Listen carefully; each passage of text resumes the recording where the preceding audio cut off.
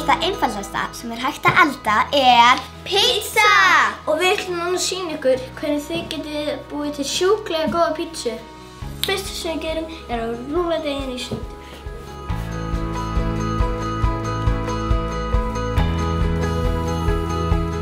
Og svo setjum við smá hveiti hérna á. Og skellum deiginn á.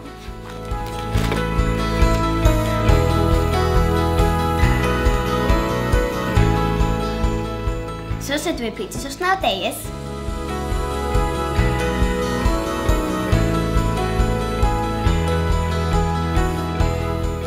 Skellum ostinum á.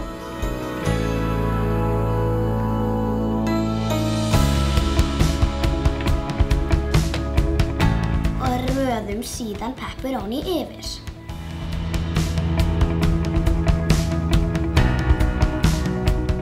Nú bara kominn tími til að setja pítsuna inn í ofninn. Við setjum pepperoni á okkar pítsu út og okkur finnst það best. En þið megið þetta setja á ykkar pítsa sem ykkur finnst best.